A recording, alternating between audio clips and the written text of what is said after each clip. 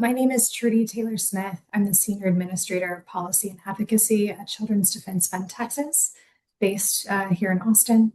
And I am here to speak to you tonight about the work that is going on right now in the advocacy working group of the National Coalition to End Family and Child Detention. We are coming together as a group of advocates and attorneys, policy folk from a number of organizations that have been involved in the coalition since our convening in San Antonio this summer. And we're working on strategies for calling attention to this issue with decision makers in Congress. We're looking at how we can build strategy, build power, build pressure to bring an end to the inhumane policy of family detention. And so as part of that, we are planning toward advocacy days on Capitol Hill in Washington, D.C. for the spring of next year.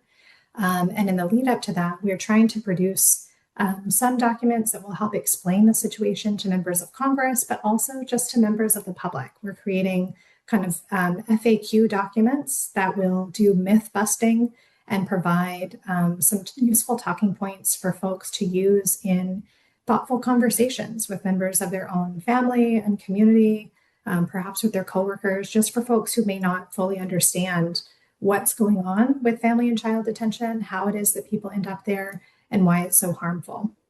So one thing that I want to share with all of you is that in January, our working group will be releasing a toolkit, which will become available on the Free Families website. And in this toolkit, we are asking folks across the country to join with us in our advocacy with Congress. And the way to do that is through our paper doll campaign. So across the country, we will be inviting people in their families, in their faith communities, at gatherings that they organize across the country to cut out, color, and send us paper dolls, which will be powerful visual representations of the children who are detained at facilities across the country, and particularly at the Family Detention Center that's in small town Dilley, Texas right now.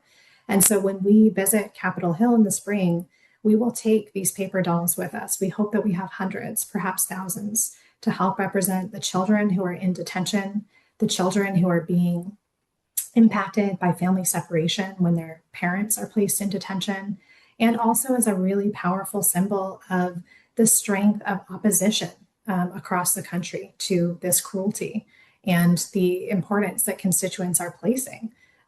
We want this to be a show of power and to remind those in the halls of Congress that we're watching and that we expect them to protect children and do what's right.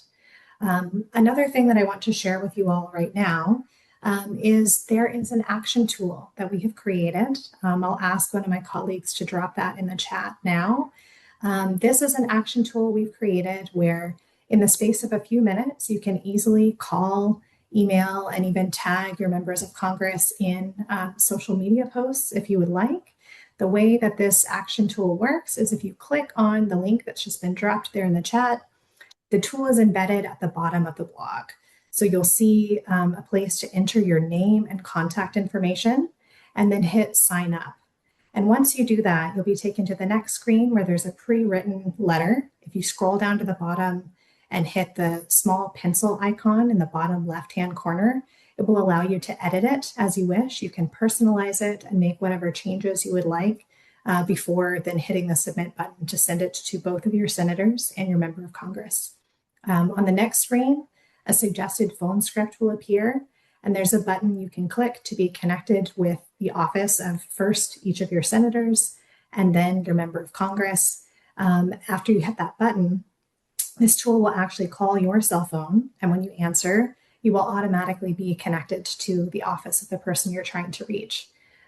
So we're really encouraging folks to call, to keep the pressure up, to let folks know that we are tracking what's happening, that we see it, that we care, and that we expect our leaders to represent us and the people in their districts by protecting children, parents, and communities from the cruelty and just the lawless harm that's going on with people being arrested, detained, and disappeared in many cases. So thank you so much. I appreciate your involvement in this and look forward to engaging with all of you over the next few months in advocacy.